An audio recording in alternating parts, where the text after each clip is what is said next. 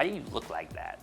Poodles are so different looking. Today's video is sponsored by BarkBox. For better access to me and to help us keep making videos like this, become part of our awesome Patreon community. I'll have a link in the description. Click thumbs up for Izzy, the 4.5-month-old standard poodle, and subscribe to my channel right now. If you want to train your puppy fast, buy my best-selling book and watch my videos. Have you ever noticed that when you're training your dog, leave it, like in a normal training session, they'll do that fine. But when it comes to leaving things alone like chicken bones, rocks, or leaves falling from the sky, they have no idea what leave it means anymore. That's what we're gonna work on today. There's a time for training and a time for playing. Let's see what BarkBox sent us this month. It's Invasion of the Space Squirrels. Get that squirrel, go get it. With BarkBox, you get a new box full of unique treats and toys every month delivered right to your door, so you can always keep things exciting for your dog. A ray gun, does it make any sounds? Ah, there it goes. Their toys are so diverse and different that, you know, if they're not immediately into one toy, they might like the other one. Why does this UFO have feathers?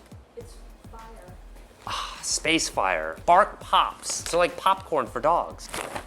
These smell completely edible. The Bark Pops are a winner. The toys and treats can be tailored to your dog's specific needs too, like extra tough toys if they're a big chewer, or special treats for dogs with allergies. All of the treats are made in the USA and Canada. Shipping is free in the continental US too. You can't eat the whole bag. Eat it one at a time, please. Guess what? All of you can get a free BarkBox. Just go to barkbox.com/dogtraining and you'll get a free one when you sign up for a 6 or 12-month subscription. It's a fact of life that dogs are curious, and most of them are gonna wanna pick up things that interest them. Dogs use their mouth like we use our hands. Add to that most dogs are very curious by nature. This is one of those things that requires broad, generalized communication with your dog, meaning that they understand how to behave in a variety of different contexts. Teaching dogs doesn't happen in a vacuum. We must continually guide them as outside variables present themselves, and that means this takes extended training, no shortcuts. We're gonna cover some exercises today that'll show you how to make rapid progress towards that goal. Izzy is only 4.5 months old, but she's arriving at that point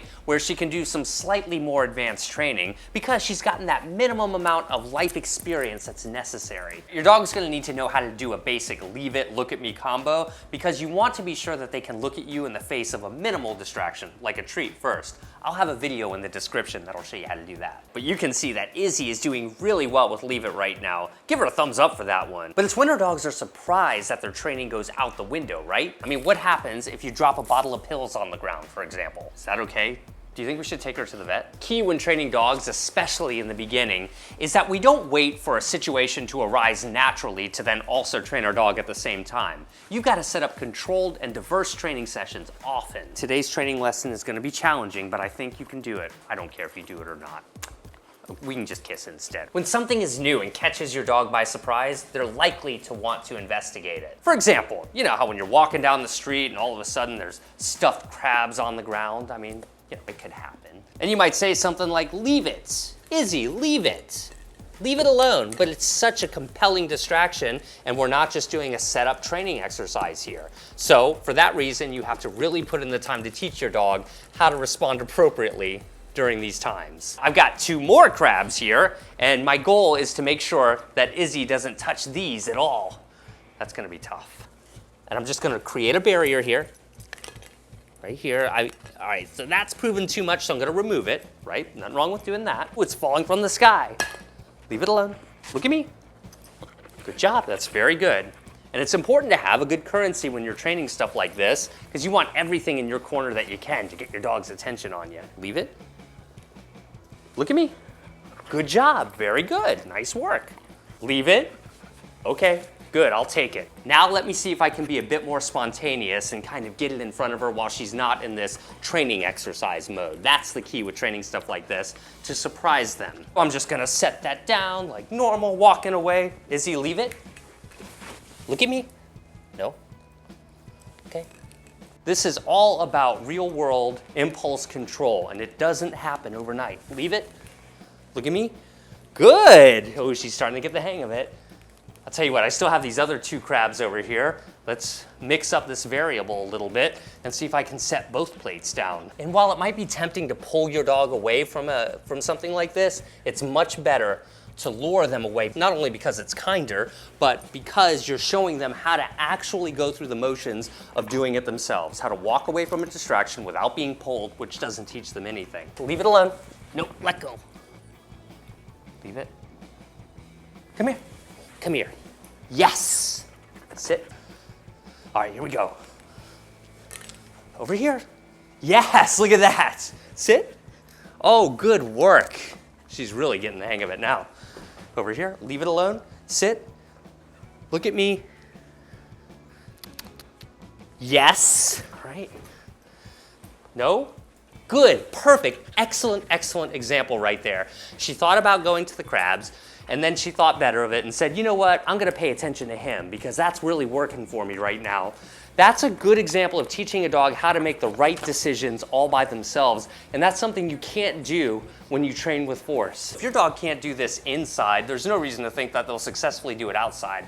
More on that in a sec. I'm ready to take this one to the next level. Izzy loves toys. Let's see if we can get her to leave this alone on the first attempt. Izzy, leave it.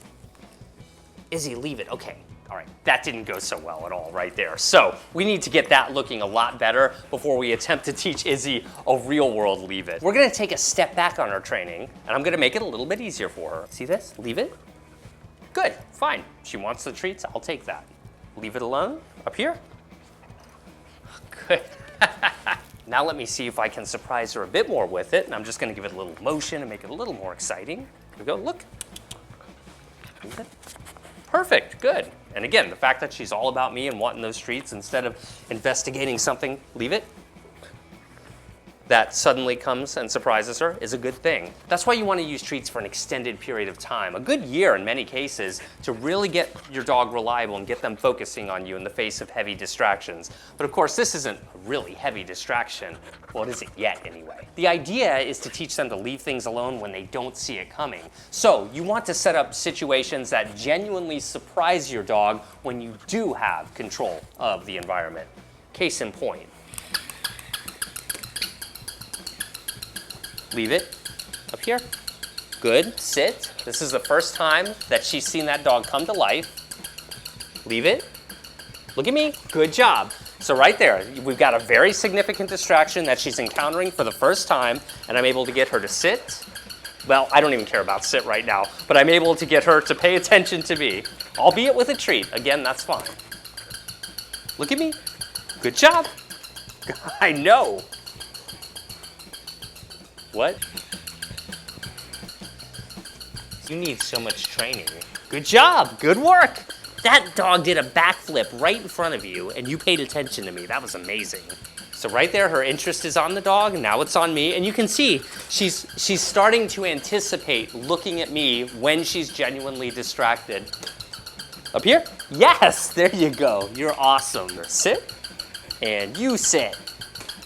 All right, I'll take a backflip. This is something she's never seen before. So if our training is going well, maybe if I set this on the ground, I might be able to get her attention on me straight away. That's the test we're going to try.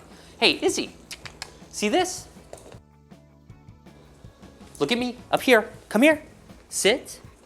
Yes, good job. Did you see that first attempt? She's doing great. She's going back at it, that's expected. I'm gonna get my treats. Over here. Izzy, come here. Look at that, sit. Excellent job. It may or may not be this easy with your dog. There she goes again. Come here, Izzy, over here. Good job, look at me, good work.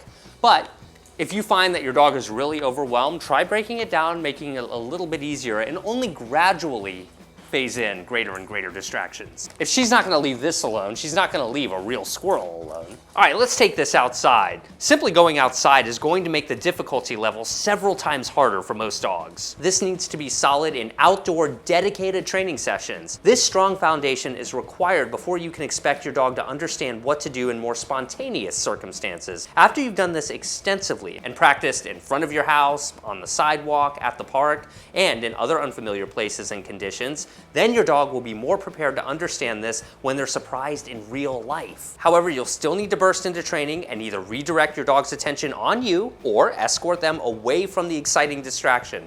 Bottom line, teaching an enthusiastic, curious dog to channel the willpower to listen to you instead of responding to an enticing surprise takes time and work. But I'm confident that if you follow this advice consistently, you'll get there as soon as possible. Come here. Up here. Right there, she looked at it, but again, she thought better of it, came to me, and I'm happy to reward her when she leaves things alone when I ask. Leave it alone. Yes, good girl, that was an excellent one. Over here, leave it alone. Good girl. Up here, come on, this way, come on. This way, come on. Good work. She's just distracted by normal ground sense. Let's see if we can get her to leave the ground alone. Ground sense can be one of the most distracting things. I'm gonna put a treat here. See that? Sit. No. I'm not just giving her the treat. I'm letting her nibble on it, but I haven't given it to her yet. Sit. See, every time I say look at me, she goes right back to the ground. Hey, Izzy, come here, come on, come on. Let's go, up here. Yes, good girl.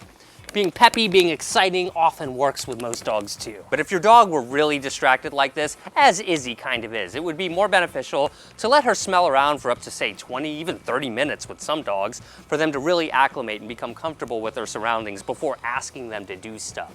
Get your free Bark Box when you sign up for a 6 or 12-month subscription. I'll have a link below. Click thumbs up for Izzy. She did such a great job today. Make sure you're subscribed to my channel. Pick up a copy of my book, especially if you've got a new dog, and consider joining our amazing Patreon community. I'll have all those links in the description. Izzy?